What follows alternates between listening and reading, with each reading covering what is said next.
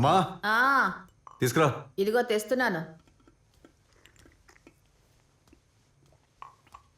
ఇందాకేంట్రా అక్కడ గొడవ? నిన్నేరా అడిగేది? మంచి వాళ్ళతో సావాసం చేస్తే కదా పోరంబోకులతో సావాసం చేస్తూ ఉంటాడు. పనికి మాలిన బెతవా. జిమ్ ఒకటి మొదలు పెట్టాడు, అది అలాగే ఉంది.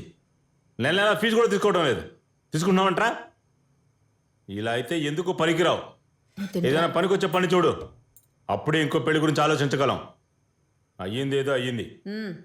మీరు నా కోసం ఏం చేయక్కర్లేదు. వీడి మంచి కోసం ఏదైనా చెప్దాం అనుకుంటే వెంటనే వీడి కోపం వస్తుంది. మంచి విషయమా? మీరే కదా తీసుకొచ్చారు ఆ సంబంధం. ఆస్ట్రేలియా అమ్మాయి, నర్సు, మంచి జీతం, తొక్క తోలని. మీ అత్యాసే నా జీవితాన్ని ఇలా పాడు చేసింది. రేయ్ అని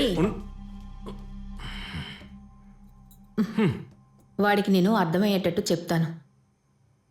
ఒకవైపు నీలం జెర్సీ వేసుకున్న వాళ్ళు విజయం కోసం పరిశ్రమిస్తుంటే, మరొక వైపు ఎరుపు జెర్సీ వేసుకున్న వాళ్ళు ఓటమినంత తేలిగ్గా అంగీకరించడం లేదు.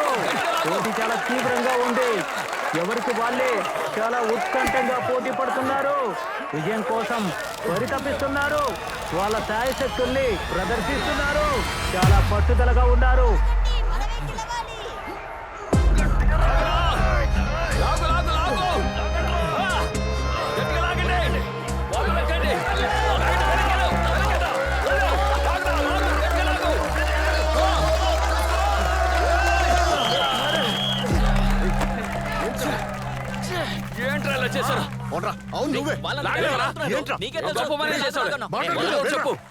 నేను చెప్పిందంటే మీరు చేసింది ఏంట్రా? లాగుంటుంటే ఏంట్రా? అలా చూడు. ఎందుకు వచ్చారు? ఓడిపోతే చూడడానికా? ఇప్పుడు సంతోషమా అని ఊరుకోరా. నాకంటూ కొన్ని నియమాలున్నాయి.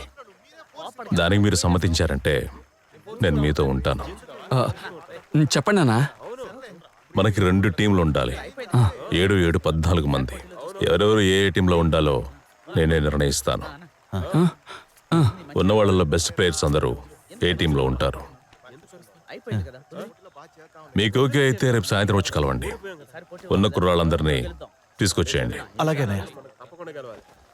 అన్నని కాదు, ఆచార్యని.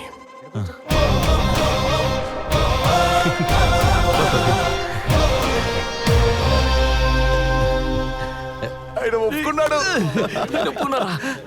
ఇకపై ఆయన మన కోచ్.